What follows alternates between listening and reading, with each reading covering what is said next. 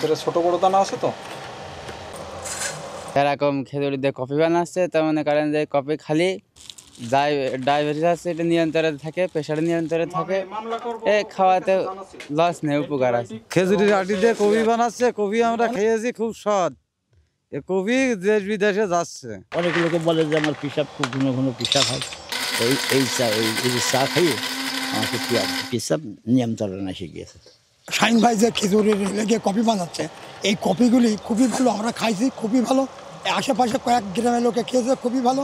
যদি সরকার যদি যদি কোনো একটা উপকার তার সাহায্য করে, তাহলে আমাদের পক্ষে একটু ভালো হবে এবং টাকার পক্ষে ভালো হবে, দেশের পক্ষেও ভালো হবে। আমি চিন্তা করলাম যে খেজুরের বীজ থেকে কিছু করা যায় কিনা। তো এর ভিতরে আমি গত বছর দেখেছিলাম যে একটা অনলাইন আর্টিকেলে দেখছিলাম যে সৌদি আরবের লোকজন খেজুরের তাদের যে সৌদির খেজুর, সেইটার বীজ থেকে তারা একটা পানীয় তৈরি করে, যেটা কফির মতো স্বাদ এবং ঘ্রাণ। তো আমি চিন্তা করলাম যে আমাদের দেশের খেজুরের বীজ থেকে করলে কেমন হয়। তো তখন আমার এখানে জমিতে বেশ কিছু খেজুর গাছ আছে, প্রায় 12টা মতো খেজুর গাছ আছে।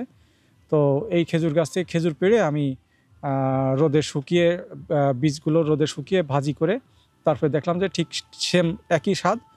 তো আমি নিজে খেলাম এবং আমার প্রতিবেশীদেরও খাওয়ালাম, তো তারাও খেয়ে খুব প্রশংসা করলো।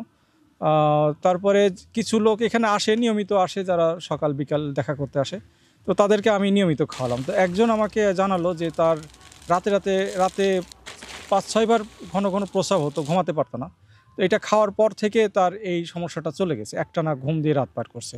তখন আমি দেখলাম যে খালি তার না, আমারও গেছে এই সমস্যা। এবং আমি একটু পরিমাণে বেশি খাই, যাতে এটার কোনো পার্শ্ব প্রতিক্রিয়া আছে কিনা বোঝার জন্য।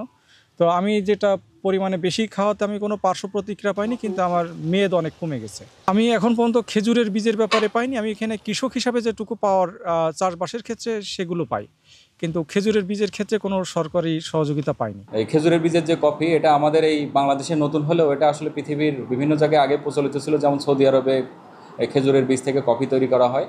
তো আমাদের এই যে শাহিন, যদি আপনার এটা ধরে রাখতে পারে, তাহলে এটা ব্যাপক সাড়া ফেলবে। এবং আমরা যদি প্রকৃত কফি এবং খেজুরের বীজ থেকে যে কফি তৈরি হয়, এটা যদি দুটো তুলনামূলক চিত্র দেখি, তবে আমাদের এই খেজুরের বীজের কফিতে ক্যাফেইনটা নেই, যার কারণে এটা অনেকের শরীরের জন্য উপকারী। তাছাড়া এটাতে রয়েছে আপনার অ্যান্টিঅক্সিডেন্ট, এবং এতে প্রচুর পরিমাণে ফাইবার রয়েছে, এবং এতে খনিজ পদার্থ রয়েছে, যা আমাদের শরীরের জন্য অত্যন্ত উপকারী।